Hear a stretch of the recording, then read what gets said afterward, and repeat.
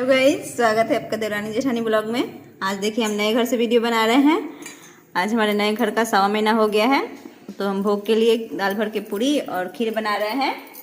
देख सकते हैं आप लोग, यहाँ ये खीर है और सब्जी भी बनाया है आलू पटल का। कैसा लग रहा है सब्जी आप लोग बताइएगा कमेंट करके। इधर दाल भर के पूरी है, देख सकते हैं। आप लोग बनाते हैं या नहीं कमेंट करके बताइएगा प्लीज़। Thank you.